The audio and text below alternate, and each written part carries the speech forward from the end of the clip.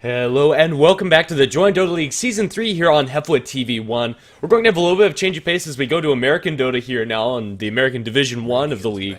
And it will be a best of 2 between Tengen Gaming and the House is Down. As for casters, I'm Grandis V, and once again I'll be joined by Mike Loras. These two teams are two teams that I've had the fortune of casting many times in the past, and I actually really like both of these teams. Tengen Gaming are extremely solid.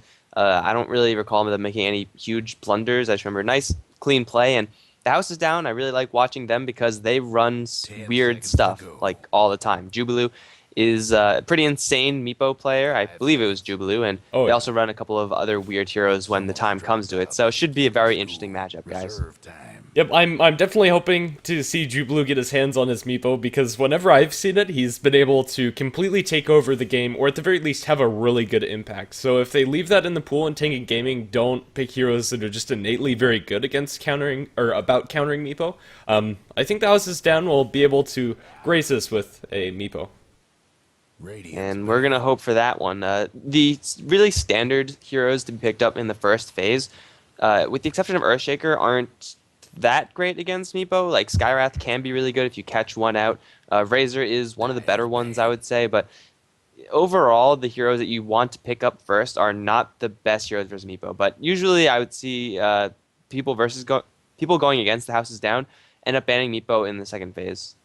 Yeah, and I think that's definitely a solid way to go about it because I don't think the House is Down will commit to a Meepo in the first picking stage because that's just a little bit too greedy for most teams.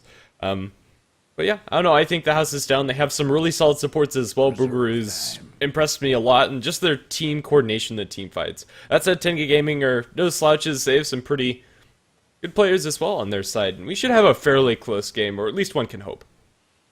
And the band's looking, well, pretty normal, as expected. As you said, the House is Down are never, ever going to pick a Meepo first. It's just not something you want to do because he is a hero that's so easily countered. But if you find the right environment for him, he could absolutely wreck face.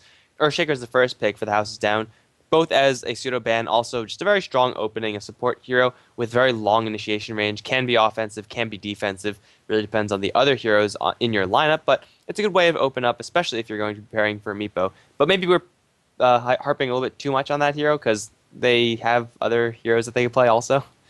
Absolutely. As much as I love seeing Meepo, not sure if we're going to see it this game, especially with the Faceless Void Death Prophet opener coming out from Tengen Gaming. Faceless Void and DP are really good about catching out the Meepo and then wrecking him with the physical burst coming out from Exorcism. And Death Prop faces Void, even if it's not going to be Meepo, they have some pretty good synergy with each other. They could pop the Exorcism and then the Chronosphere, and then whoever's caught inside that Chronosphere is just going to get eaten alive by spirits, since spirits act independently of the Chronosphere, which is very, very nice. Also, it's going to give them a good amount of initiation and pushing, as the House is Down, going to solidify their first two picks with an Invoker. Picked up rather early, I would say. Usually you don't see it, but the House is Down are very comfortable with the hero. Generally, when I see them play it, it is an Exhort Invoker to offer that extra push, as well as global presence with the Sunstrike. And with an Earthshaker, you already have decent setup for the Sunstrike, although it's not the best. You do kind of have to rely on just hitting those on the money. And Tengen Gaming do get the first pick after this ban phase, so the House is Down would benefit a lot by picking up another hero with some amount of disable, and Tengen Gaming would obviously benefit by picking one of those up for themselves or banning that out. Shadow Shaman still in the pool. They could even go for a little bit more direct stunning action, go for Eventual Spirit, which will also be pretty useful when you are faced up against a Chronosphering Faceless Void. But stuff along those lines, to chain up with the Earthshaker, they could get some really painful Sunstrikes and help to apply pressure around the map. Because Invoker versus Death Prophet is a fairly even lane, so if he gets the benefit of assists or kills, that makes it even better for him. Definitely. I think Shadow Shaman is liable to get banned out here or picked up first by Tengen Gaming, as they do have first pick coming out from the banning phase. We aren't going to see the Meepo from the House is Down as it is banned out. But definitely, like, Eventual Spirit or a Shadow Demon would work really well with the House is Down, offering them that extra setup or the follow-up stun, as well as setting up for the Sunstrikes, and being good defensively up against the Faceless Void. I think either of those two heroes would be really solid. And as for Tengen Gaming's picks, they do have the luxury of going in a multitude of strategies. They could go for a lot of pushing, especially since Shadow Shaman's still in the pool, would be an absolutely fantastic hero for them. A Witch Doctor would also be pretty good. They get both the Witch Doctor and Shadow Shaman could drop their wards in the Chronosphere and then just go nuts with that. So both of those are options if Tengen Gaming want to go for the pushing or team fight strategy respectively. Or they could just go for, just generally strong heroes, Centaur, Tidehunter, heroes of that caliber to just outbulk the houses down. Yeah, right now they're going to be deciding what they want to pick up first out of the banning stage. I'm going to expect a Shadow Shaman, although, as you said, their options are pretty open to them. Yeah, I think it would probably benefit them to pick the Shadow Shaman and ban something else. A lot of supports have been getting a lot of hate in this game. Ancient Apparition and that Skywrath Mage, Earthshaker is a pick, and well, Earthshaker was a pick, and now Shadow Shaman is going to be the pick from Tengen Gaming. So lots of synergy with that Chronosphere, and the house is down. Going to go with the Nature's Prophet. They're going to have a lot of unit-based pushing. That's a little bit dangerous for Tengen, but they have a lot of AoE to counter that. Yeah, with the Crypt Storm as well as the Ether Shock, they definitely can spam down the waves. Coming out from the houses down. The split push is going to be strong from them, but I'm not sure if they have what it takes to take a 5-on-5 engagement unless this Earthshaker gets a Blink Dagger up at a good time. Yeah, so Tengen, they haven't gone too deep into the pushing themselves. They obviously are capable of doing it, but they know that they're going to be up against Forge Spirits and Treants. Fortunately for them, there's no Howl to deal with. That would have been just a complete nightmare, but I think they have enough AoE to counter the push from houses down so that they could very comfortably go for whatever strategy they feel like right now and not worry about the houses down executing their strategies because they are already prepared for it. Yeah. This Faceless Void, if he is going to be their safe lane farmer on the side of Tengen Gaming, I wouldn't mind seeing a Tidehunter pick coming out from them, but they'll go ahead and get their secondary support in the form of the Jakiro. Jakiro combos really well with the Faceless Void, although in lane not the best roaming duo with the Shadow Shaman, and we're probably going to have to see an early boots coming out from the Shadow Shaman if they want to hope to get any kills. Not a huge fan of this Jakiro pick. I think Witch Doctor would have been your better Faceless Void synergizing support, but still some early pressure onto the towers, and they are committing pretty heavily into the push, although it's not summons based. Yeah, they're slanting pretty heavily into that push camp. Jakiro does add a little bit of team fight as well. Macropyre, if it does come down to it, burns through sprout trees, which may be relevant, maybe, probably not, but it's mostly Jakiro pick in anticipation of going for those towers. Jakiro can push very early. Shadow Shaman, once he hits level 6, can push very explosively. And the house is down, even though they have a good amount of push themselves, they are going to be pressured a lot more because Tengen Gaming, their style of pushing is not reliant on creep. So even though the house is down may have all the AoE in the world with Earthshaker and Invoker, with Meteor and whatnot, they will have to deal with Death Prophet and Shadow Shaman wards, and those are just hard to deal with. Yeah, they definitely have the tools to get the jump onto a Death Prophet, but if she picks herself up a Yule Scepter and gets general farm to make her tankier, it'll be problematic for the houses down to deal with. Yeah, for now we're just waiting on the houses down to pick up their next support. With the Earthshaker, you can do a lot of things. You can just play it defensively and secure the farm for a safe lane hero. That is still yet to be seen from the houses down. They might commit a little bit further into the global strategy with this last pick and potentially go for a Spectre, although it is liable to falling behind a little bit early. Although a super aggressive Spectre coming out from the houses down, I would not be opposed to seeing that. Spectre really struggles, though, against Jakiro and Shadow Shaman, so it would make a cute little global strategy, but I don't think it's really what they want to be going for. I wouldn't mind seeing a Viper and then just have 3 cores with Viper, Invoker, Nature's Prophet all handling their lanes. And then we'll now have Rubik, Earthshaker going to be those rotating supports. Good amount to stun from the houses down, and Rubik has some okay stuff to steal. Yeah, for sure. If he gets his hands on the Serpent Wards, that's probably your highest priority spell to steal. But yeah, also a Clutch Chronosphere could be very important in the team fights, but it is kind of a double-edged sword as Faceless Void still can run through the Rubik's Chrono. Tinker, the last ban coming out from Tengen Gaming, might have been annoying for them to push into, although if they commit the Serpent Wards as well as the Exorcism to a tower, the March of Machines isn't going to be the worst to deal with. It's still a pretty solid ban, and annoying hero all around to deal with. It's a smart ban from Tengen Gaming. It looks like the house is down. They don't have any plans on picking up the Viper for themselves. The Viper would have been actually pretty good for Tengen. Shadow Shaman, Jakiro, Viper, maybe Faceless Void, Soul Lane, or swap out the Void and Viper. Either way, a very solid, very deadly lane, no matter how you slice it. Well, Tengen Gaming, they need one more core hero right now. It could be a solo hero, try to get a little bit more team fight. Centaur would have been perfect for them, I think, but they unfortunately banned it already, though Tide still in the pool. Maybe they want to go for a Clockwork to try to counter that Nature's Prophet a little bit. They are picking Clockwork up against a Rubik, so Lift is going to be available to get them out of the cogs, and I don't know, it's good against the other heroes and nice to get about catching up the Nature's Prophet, so it definitely wouldn't be terrible, but instead they go for the Gyrocopter. Now this is a pick I really wasn't considering, but that is going to move the Faceless Void towards the off lane, and give them more AoE to pump into the Chronosphere. It's another backup plan also for Tengen Gaming. Gyrocopter can be very aggressive early on if need be. If you catch someone out with the Hex Ice Path, then Rocket Barrage, they're most likely going to die. Nature's Prophet maybe will survive if he does have his Treants nearby to soak up some of that Rocket Barrage damage, but it is going to be unlikely. So a little bit of late game for Tengen, and also a little bit of early game potential. They need someone to pick up a Ring of Aquila if they're going to be pushing early. So this pickup for Tengen is not what I expected, but still it's a pretty solid hero to work into their lineup. Yeah, also going to give them even more wave clear up against the houses down, and unless they win a team fight and then make their summons, I don't see these Forge Spirits as well as Treants surviving for very long. It's mostly just going to be the split push and annoyance factor as, ooh, they do get your predicted Spectre. So the split push is going to be real this game. Tengen Gaming, though, they're just going to go all in with the Death Ball, it seems. I'm not sure if the Spectre is going to get off the ground, although it's going to be interesting to see how they actually handle it. I'd like to see them build like phase drums on the Spectre and just try to get kills as soon as they have the ultimate online.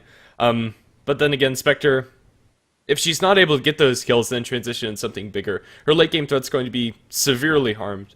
I don't know, it's going to be fun to watch. Yeah, Spectre versus Gyrocopter is not a good early game matchup for the Spectre by any means. If the Spectre catches any other hero out in melee range, then the Desolate damage will pretty much wreck whoever she finds.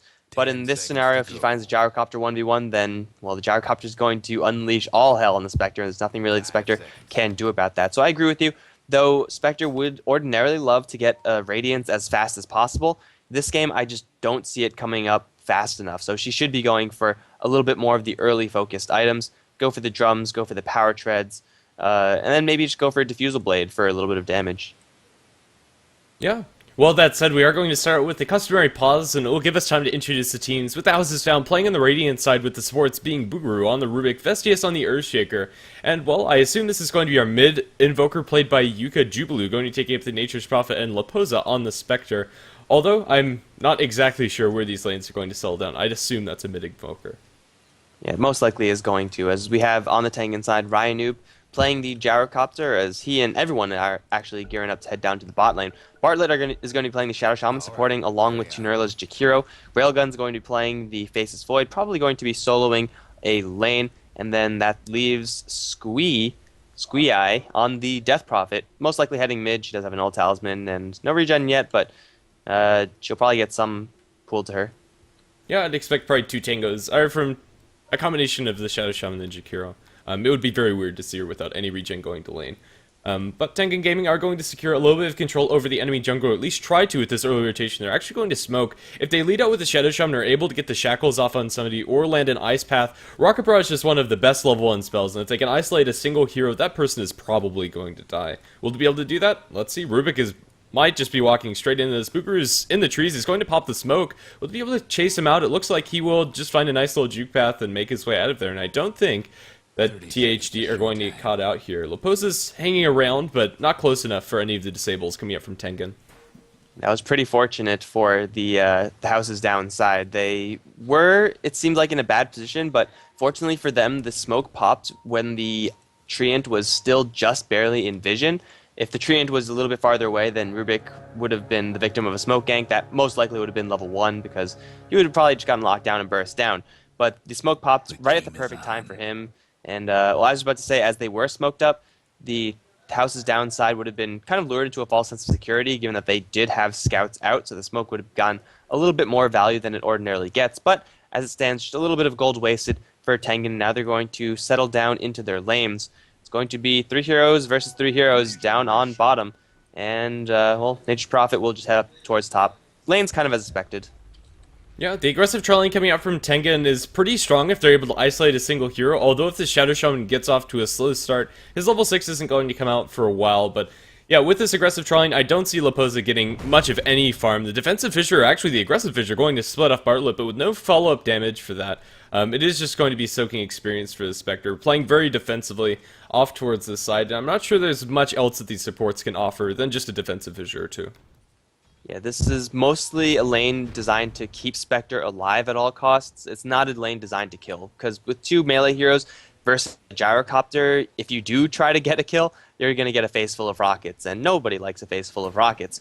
So they are most likely just going to be playing pretty far back, helping Leposa farm under the tower, but Gyrocopter going super aggressive early on. Level 1 Rocket Barrage, bringing down Spectre to about, about a fourth of his HP, but he's going to get caught in the fissure. It does have a lot of tangos, though.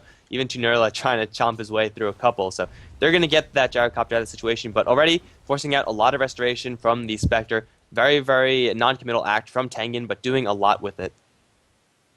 Yeah, I'm not sure what this Rubik's going to be able to accomplish in this lane. I think maybe he can try stacking up some creeps that somebody could farm eventually, but they don't have the best heroes for clearing that out. This Rubik's not going to be contributing much. He'll harass a little bit, but that's going to be about it. Invoker in mid versus Death Prophet, it's a fairly even matchup, but for now the Death Prophet is winning out in the CS war, 10-2 compared to 6-0 in the top matchup. I would say favors the Nature's Prophet, although not by much, and for now Railgun's actually losing in CS by 2. Most of the action should be dropped down in bottom, and Spectre actually is able to see a couple of creeps, gets 3 of those.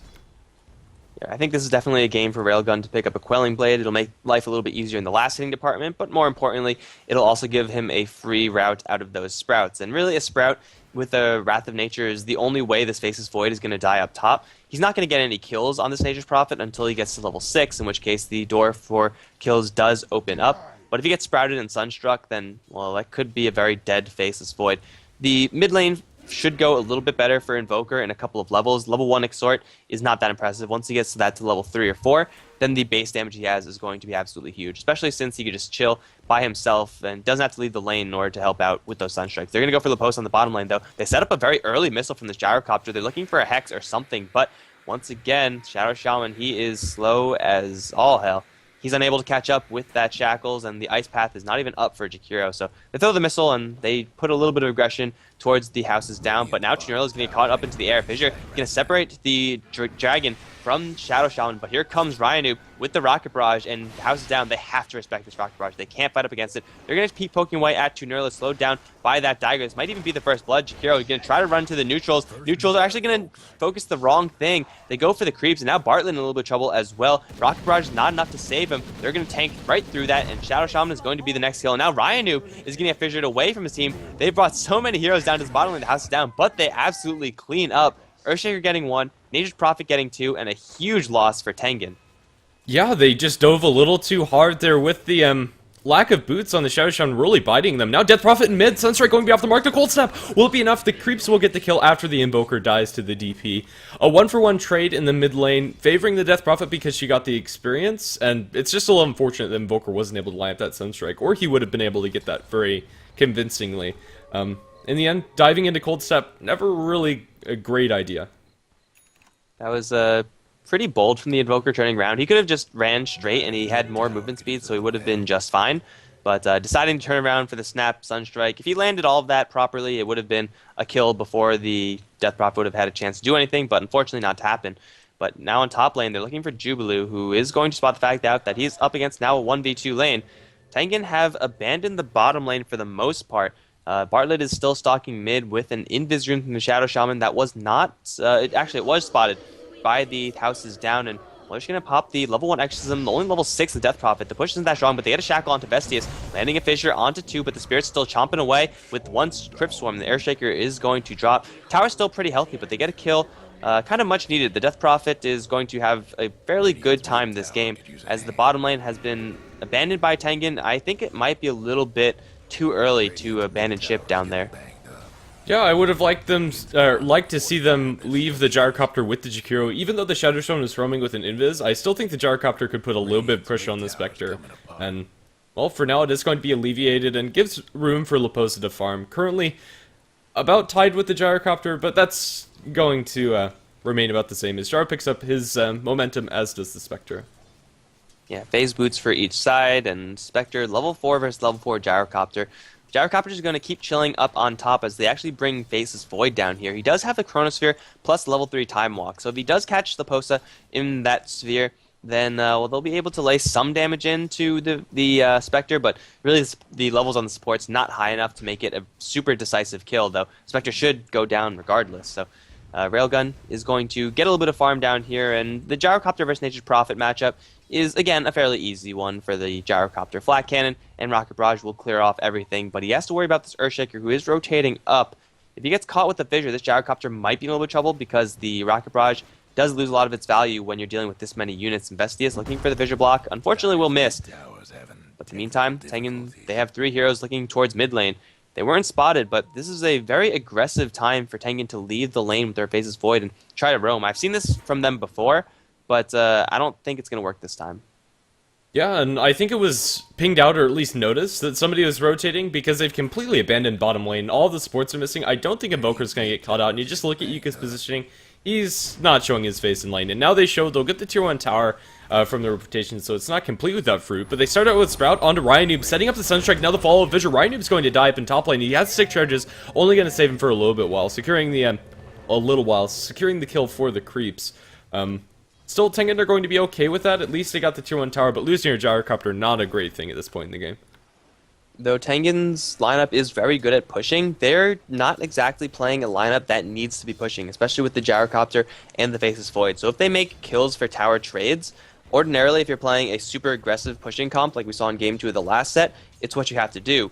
But in this situation, they don't have to be pushing that aggressively. They could chill for another 20-30 minutes and just be completely fine and then push later on. They're on not really much of a clock, so I don't really know if I like this playstyle coming out from Tengen. They should be trying to get a little bit more farm and, well, trying not to lose their towers to Leposa.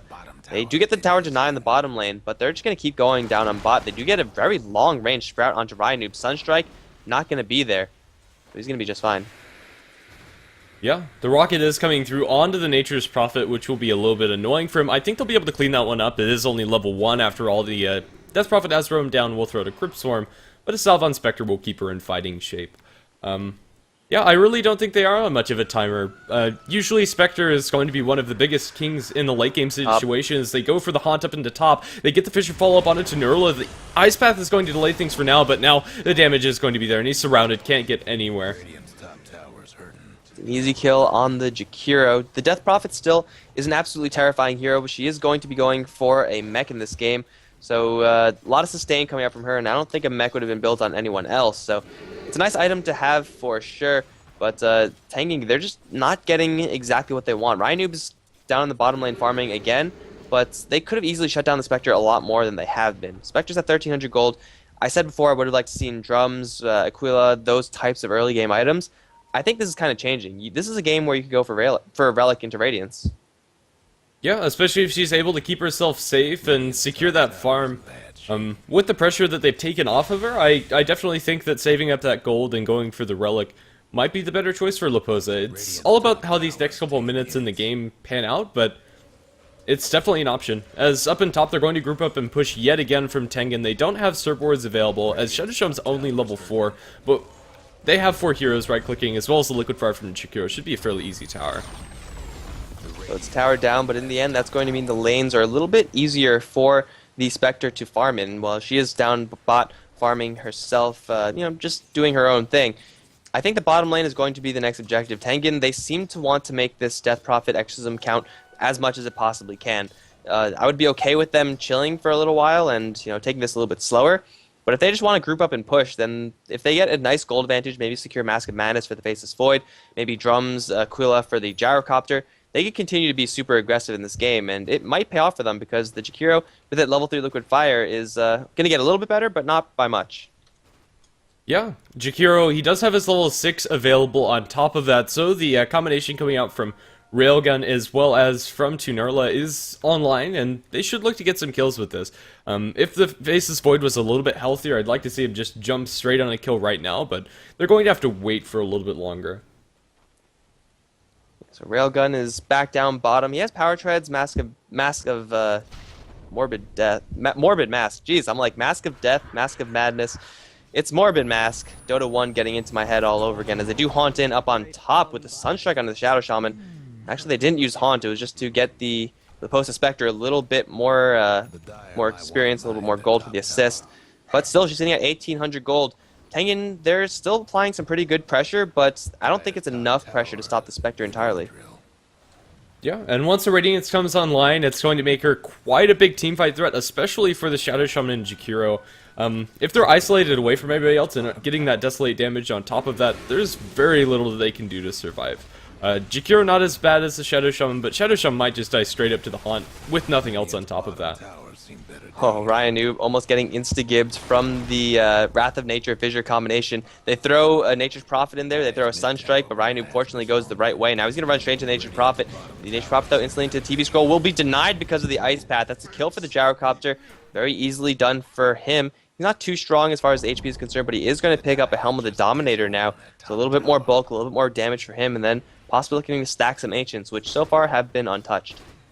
Yeah, another tower deny comes out from Tengen, more economic damage done in the way of THD. Despite the kill score looking very in favor of the houses down, I'd expect these graphs to be slightly in favor of Tengen, and about 2,500 gold advantage at this point in the game, as well as 1,000 experience advantage. Not over by any means, and not unsurmountable, but still, those tower denies are hurting quite a bit.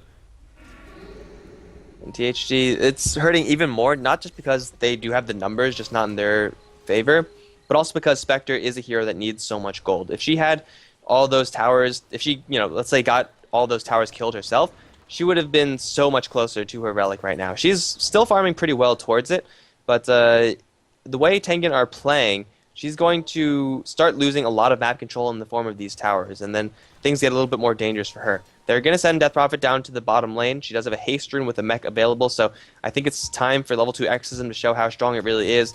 They're going to try to get a kill onto Liposa, though I don't really think it's possible. I think they'll settle for just going for a straight push down bottom. Might end up being a trade 1-for-1, but I think they should be okay with that. Looks like we lost one. Yeah. Well, they are going to put that pressure on the tier 1 tower in bottom. Spectre's Haunt is back off of cooldown. I'd like to see them try to get some kills with it. Gyrocopter is very low, although he hasn't shown on the map for quite some time, so I'm not sure they know this. But one Haunt as well as a Sunstrike would easily kill off Ryanoob. He is going to back off into the base, and it's kind of interesting to see him go for the Helm Dominator. There's the Haunt, and the Sunstrike's going to be off the mark, unfortunately, but I think Liposa is still going to have the damage. All with Liposa, he's taking damage from the Rocket Barrage. The Fissure is going to secure that kill. The Chronosphere will clip the Spectre, so it's going to be a 1-for-1 carry trade after all is said and done, which is unfortunate for THD. Had that Sunstrike landed, it would have been a lot cleaner of a kill. It's probably something that's not going to be okay with them. They don't want to lose their Spectre. That is like the worst possible scenario. And then losing a tower on top of that, that's pretty bad as well. They do get the Gyrocopter, which is all well and good, but losing your Spectre is a lot worse than gaining a Gyrocopter. Now Boogaroo going to actually steal a nice skill in the Exorcism. It doesn't get the additional bonuses from Witchcraft, I don't believe, but still, if you can stay alive in the outskirts of the fight, a level 2 Exorcism will wreck people. For sure. It's all about staying alive on that Rubik, however, with only 450 HP at this moment, that's going to be a pretty tall order. But yeah, 12 Spirits working on your side, definitely a good boon for them in the next fight, and might be able to put some pressure onto a tower, although the mid-tier 1 tower is not the easiest to push into. With only 332 health, it's definitely doable. Looks like Tengen are going to go for Roshan now. They don't have Exorcism for another minute, though. They are going to commit the first Serpent Wards to this. Railgun with the Mask of Madness and level 4 Bash, plus the fact that Ryan Noob's going to unleash rockets on this Roshan means that it should be dropping pretty quickly, and the house is down. Don't have a Scouting Haunt for another 40 seconds, so this should be a free one for Tengen. Question is, what are they going to do after this? Are they going to go for a tier 2 in mid? I think they definitely can, since the timings will line up pretty well. Death Prophet will have a full tank of mana, plus will have Exorcism up, plus they'll have the Aegis now in the Gyrocopter. I think it might be time to look to tier 2s. Yeah, definitely. For now, they're going to go down towards bottom and potentially look for a pickup on Liposa. She does have Haunt, so might be able to worm her way out, but it's not looking pretty. As the missile's coming through, the Ice Path that's being held by Chinarlo is going to miss, and Liposa will be able to back off. Chinarlo's actually going for a very curious item build. The Macropyre is going to have an Aghanim Scepter upgrade shortly, and increases the damage by an okay amount, and the range is really where it gets impressive. 14 seconds with 1800 burning fire is really nice if you can keep the enemies there. So it's all going to be for the Chronosphere that Tengen are going to be playing around. They're going to go for Jubilee bashing. It's not going to happen, unfortunately, so Railgun is going to be forced to hop the Chronosphere, but they do get the kill in the end. Shadow Shaman, way to contribute to the fight, man. He's going to jump in for the shock, and now the tower should be denied. There we go. Another denial going the way of Tengen, plus a kill on the Nature's Prophet. Not a bad exchange. Definitely not. It's even more gold that they're taking away from this Spectre, and I'm not sure if she's going to go for the Radiance. She almost has enough for the, Relic. She drops a Haunt, but does very little with it. The Cold Snap goes away, the Death Prophet. Don't think they're going to be able to get that kill. Booger still has Exorcism, and sitting on the backlines, he's going to get silenced up, and now chased down by the DP. Don't think that's going to be a kill. Very interesting aggressive move coming out from Squeeze. Going to throw the Grip Storm. The Exorcism comes back out from the Rubik, and, well, Exorcism forced out, I suppose. It's a slight win, I guess, but I'm pretty sure it's just going to time out anyway, so it was either use it or lose it, and he decided to eventually do both. Yeah, Death Prophet kind of low on mana, and with that mech, unfortunately, she was unable to get that kill. She had a Yule Scepter, which is generally the more standard build for Death Prophet. That should have been a very Yule's the Rubik into Crypt Swarm chase, and that would have been a kill for her, but getting the mech for the team is going to, of course, cut into your aggressive capabilities. They're going to all move up to the top lane, Tengen. And Invoker is in a very bad position right now. If he gets jumped from the south, he will not have any knowledge of this until the Gyrocopter is right on top of him. And if he gets hit with the Rocket Barrage, that might just be his death. He's going to run straight into him. Now they see him. And Yuka, are you good enough to escape? Ghost Walk Teleportation. He's going to be just fine. Oh, no, Blind Ice Path? Oh, Jakiro so close with that, but unfortunately, it's not close enough. Yeah. Well, Death Prophet does have the Yule Scepter flying to herself on the Courier now, so that's going to be moot. It is unfortunate that she wasn't able to get that kill on the Rubik. But yeah, that Ice Path, if it just materialized like a split second, it would be interesting to see the actual timing that would have been required, but that almost clipped the Nature's Prophet. That would have been a big play, but I don't know. Good attempt coming up from Tunerla, and they'll be able to put a little bit of pressure on this Tier 2 tower up top because of it. They're going to get a lot of pressure down on bottom, though. The Relic is flying out to the Spectre. Yes, not a completed Radiance just yet. But without the Death Prophet up on this top lane, they can't actually go for this push. In fact, they're going to drop back to their bottom lane and look for a defense there. Jubilee hiding in the trees should be just fine. They're going to focus on clearing out all these creeps, but Tengen Gaming making an aggressive push down top. Ultimately, they have to stop because of the split pushing power coming out from the Nature's Prophet and the Invoker, like we were talking about in the draft. And this, even though it's not really accomplishing too much from the houses down as far as getting objectives, they're just getting a lot of time for Spectre to farm, because every single time Tengen make an aggressive push but they have to fall back, that's just, another 1-2 minutes where Spectre is happily farming away. Yeah, and it's not going to be the fastest Radiance by any means, but it's still going to have a pretty big impact coming out from Leposa. Their ability to get kills whenever Haunt is off of cooldown is going to be pretty huge, although she's not going to fully come online until the item after that, whether that's a Manta or a Heart, or what have you. We'll have to see. Mid Railgun is in a little bit of trouble. Here comes Nature's Prophet with the Orchid. Will land the Fissure and Sunstrike perfectly. Railgun is so screwed in these trees. Wham! He gets hit with a very nice Enchant Totem swing, and that's going to bring down the Faceless Void free. Now they're probably going to capitalize and go for more, although Booger in the bottom lane is also in a little bit of trouble. He's so screwed. He might steal a call down. Okay, that was a waste of a TP. Accept your death. And they also actually get the Radiance Courier killed. Where was that one? That was on the bottom lane where Squee is way in deep. He's going to go for the Earthshaker kill, though he's very low on health. It's going to be a free kill for the Spectre. I don't know how the Death Prophet got there. Was it just to chase down a Courier? I don't know. But with that, they are going to struggle to push down this tower. Liquid Fire is going to do a little bit, as will the Serpent Wards. But with THD not defending, it's going to be a much easier tower. But they're going to lose to Tier 2 for Tier 2. Yeah, Tier 2 tower in mid taken by the Invoker while that's all going on. Yeah, I think the Death Prophet was just chasing down that Courier. She might have had an Invis rune or something. But yeah, very awkward situation for the Death Prophet to be caught out in. Gyrocopter finishes up his BKB almost at the same time that Spectre is going to get her Radiance completed. She doesn't have a Courier to fly it out, but she'll just be able to walk back to base since the creep wave is so darn close. The BKB is going to negate a little bit of the effectiveness of the Radiance, but still, all the supports are not going to be so happy whenever that Haunt is used.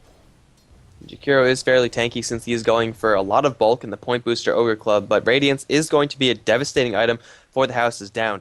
As you said before, it's not really the end-all item for Spectre. Like, it's not like a Radiance on Lone Druid, where that is just a huge spike of power, and then he's ready to do whatever. Spectre does need a little bit more time to get things going, get a little bit more health, because she is still fairly vulnerable, even though she is putting out a lot of damage. So THD are going to have to stall for a little while longer, but really, they're over the hump. They got through the hardest part of having a Spectre on your team, and that is the first 20 minutes, where your Spectre is going to contribute very little and needs to get a lot of farm. That has pretty much been, that problem has been passed over, and they're going to look pretty good moving forward in this game.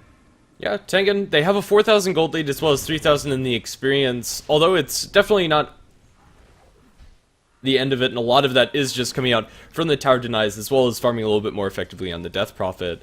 But still, they are going to be able to push up and still have an advantage in these team fights if they're able to catch out a good Chronosphere especially. The Radiance is finally picked up by the Spectre, although she had the gold for that for a while. Jakiro, he's going to be rushing straight towards a Veil, I assume, with this next item pickup, and the magic damage coming out from Tengen is going to be ridiculous. If you're able to catch out a Chronosphere on 2 or 3 targets, that Macropyre is going to rip them to shreds with an Aghanim Scepter already online.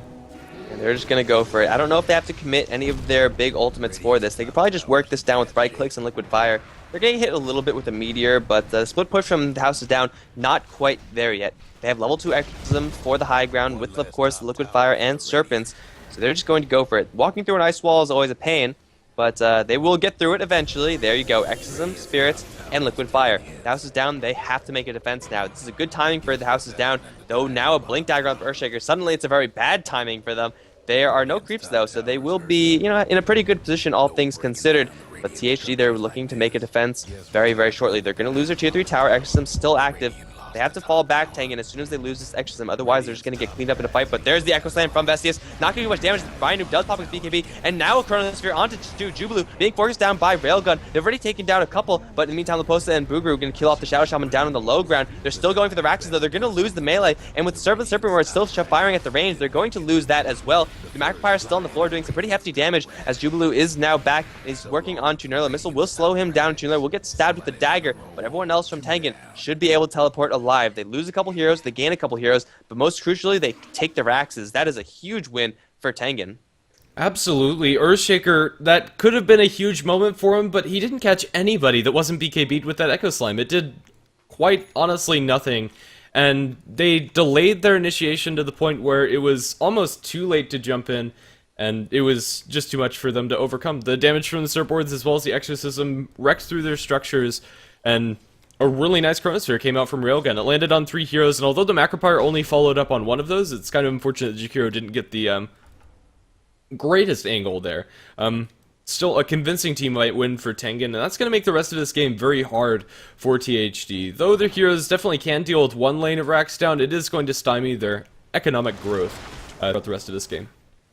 I'm really glad you were keeping an eye on the Macropyre, because that's something that I just was not paying attention to. I zoomed out pretty high, so I think we should both keep an eye out for the Macropyre, because I really want to know if this Aghanim Scepter in the end is going to be worth it.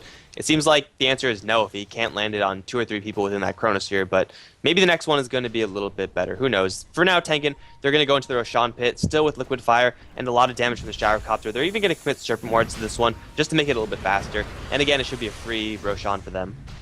Yeah, it is the second Roshan that they'll be taking. Earthshaker as well as Rubik are kind of close, but I don't think they know this is going on, or at the very least won't try to contest this. They have a Haunt as well coming off of cooldown from the Spectre, but it is just going to be a free Roshan.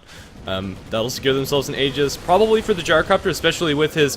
Oh, they dropped the Haunt, and it's not doing that much damage. The BKB on the Faceless Void. He's going in the side of that fight as the Macropyre comes out on the back lines. The Rubik is going to die to the Death Prophet, and, well, Faceless Void, this is just so spread out as Laposa. She's going to actually Haunt into the back lines, and the Ice Path isn't going to land on her, but that's 3 heroes down the side of THD. Now the Spectre not looking too healthy. I don't know, they're going to get the Aegis immediately out to Nurla. The Jubilee is just cleaning up house. Bartlett is also still alive. Gyrocopter, once he comes back, will at least zone out the Nature's Prophet. I don't know, that was a very weird engagement. They're looking for more as Jubilee is tagged with the missile. They have the vision for him and are now looking to chase him down as the missile is going to show them exactly where he's going to be pathing to, and I think he's just caught out. The Yule Scepter is actually going to disjoint the missile, I think. No, perfectly timed as the silence follows up and he'll be Crypt Swarmed to death. All said and done, a full team wipe in the favor of Tengen Gaming, although I didn't catch a lot of those kills since it was, I don't know, sprawled out across like this portion of the map entirely. Yeah, the bottom half of that fight involved Faceless Void catching 3 people with the Chronosphere while Death Prophet had Exorcism active. So that was the dream fight as far as that southern half for Tengen. So they got a nice Chronosphere, they got a nice Exorcism. Unfortunately, the Macropyre was used somewhere else, so you didn't exactly get that combination. But Tengen Gaming, they spread out THD to the point where they just don't have enough heroes and enough places. And Spectre, though he does have the Radiance, did a lot of damage to the Jakiro as well as the Shadow Shaman in that last fight. It's just not the end-all hero that THD need the Spectre to be right now, because Tengen, they're gearing up for another bottom lane push. They'll have Exorcism up by the time the creeps reach the tier 3 tower. Chronosphere will be up, Macropyre's up, Serpent Wards are up. They are ready to go, and this time they can play it even slower than last because they already have a Rax advantage. Yeah, and a lot of big items are coming out for the Tengen side with the BKB finish before that last fight coming out from the Faceless Void. They'll have a Bloodstone finished on their Death Prophet, as well as the completed Veil on the Jakiro. I'm still waiting to see the perfect Chronosphere with the Macropyre on top of it, but that definitely is a possibility when they push up high ground for the next time. And they'll have the Veil for the call down as well. That does a lot of damage when it's veiled up. It's already 450 if you catch both missiles, and with the Chronosphere it should. They're going to force staff the Shadow Shaman forward, deploy those Serpent Wards, and let's see if they can kill off all these Haunt Illusions. Leposa is going to jump in, and Squeeze is going to get silenced, in fact. So there's the Exorcism, though, still, in fact, going.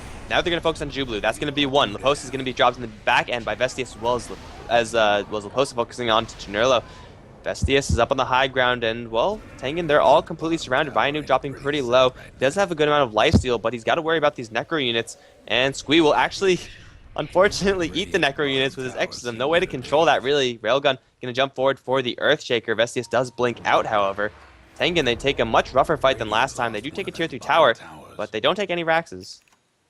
Yeah, I'd say that's a win for THD. Yeah, it was unfortunate for the Death Prophet that she didn't have Yule's Scepter or Mechanism available when she was chasing that Necronomicon. Honestly, I would have liked to see one of the other heroes try to take the bullet for that, because losing your Death Prophet once you just picked up a Bloodstone is arguably a bigger deal.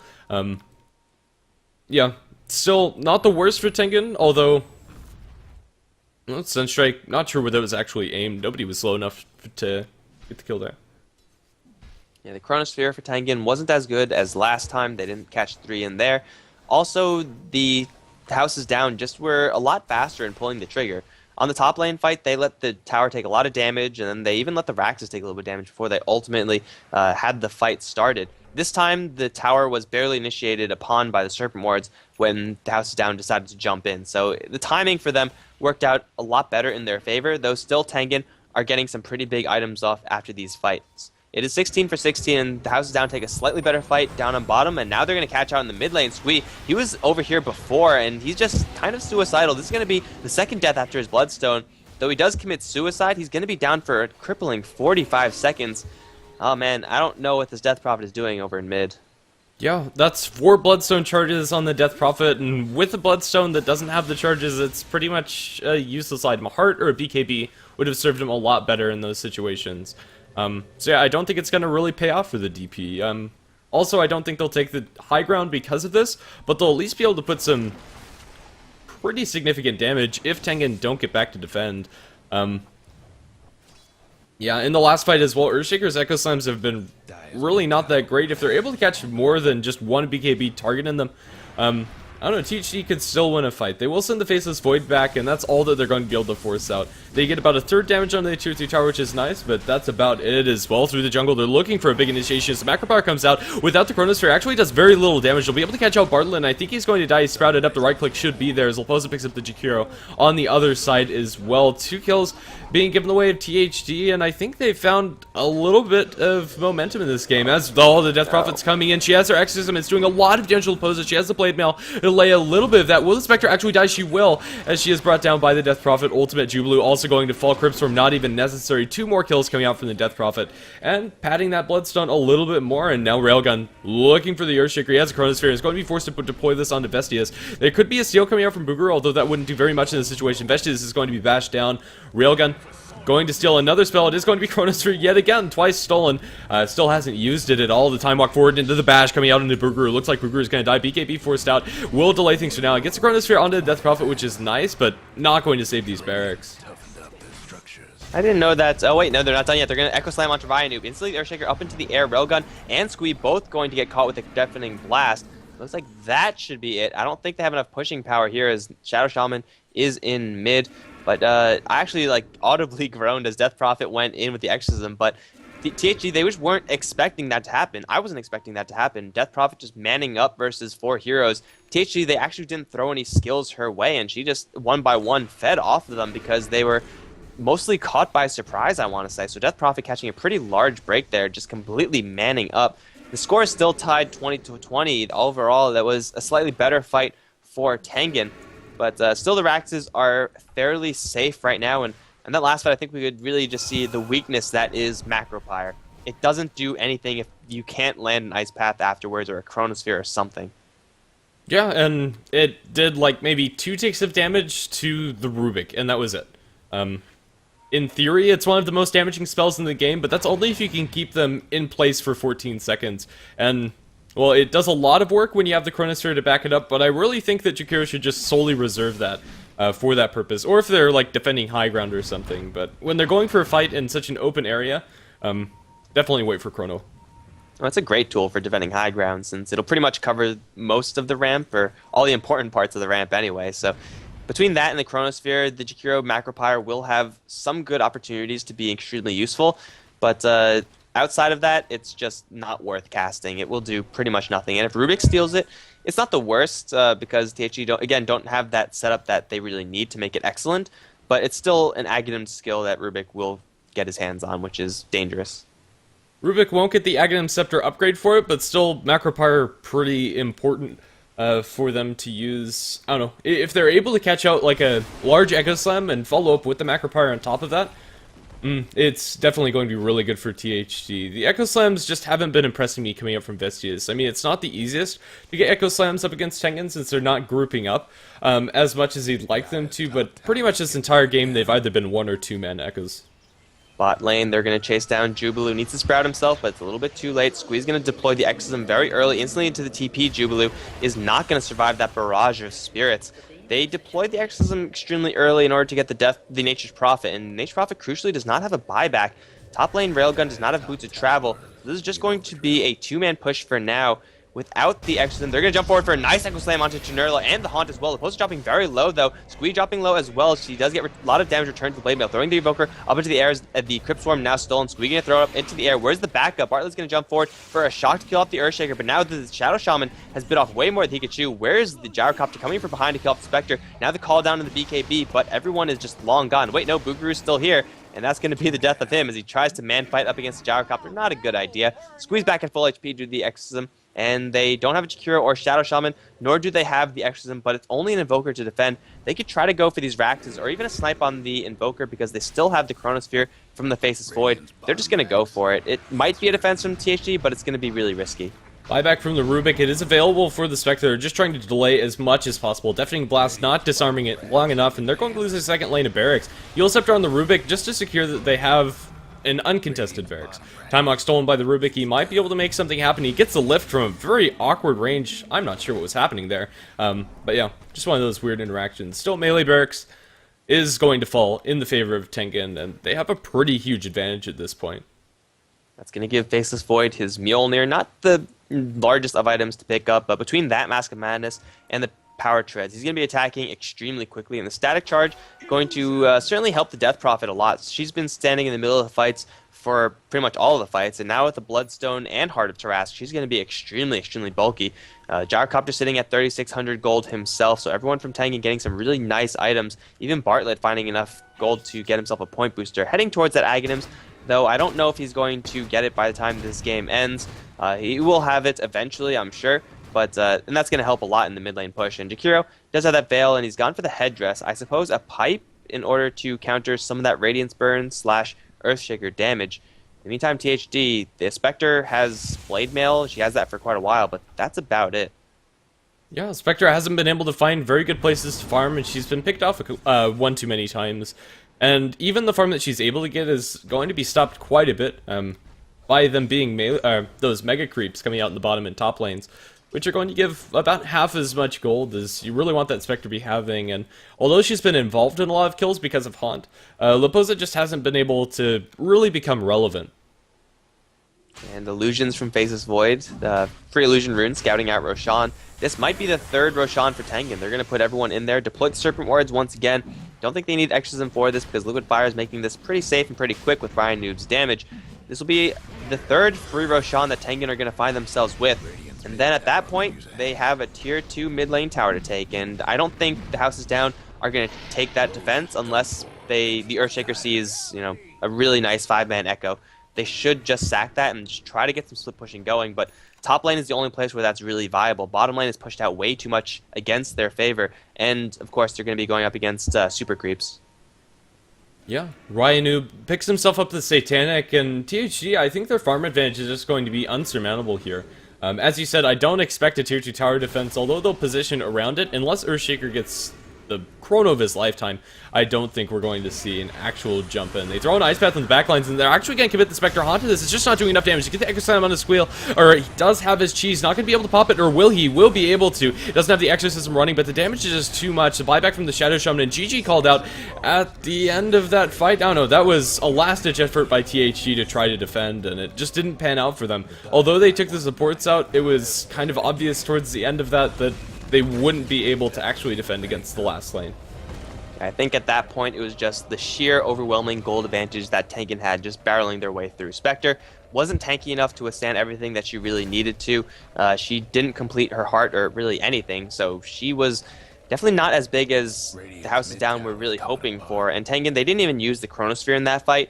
They just bowled through. They Death Prophet dropped very low, but that's exactly what she wants to do when she's holding the cheese. And Gyrocopter with the flat cannon just absolutely destroying the Tengen side, which is going to give, absolutely destroying the House's downside, which is going to give Tengen the victory for game number 1 in this best of 2 series. It is a best of 2 series, so don't go anywhere. We'll have game 2 coming up shortly. So thanks for watching. We have been HeflaTV here, and we'll have some more Dota soon. GG to both teams. GG guys.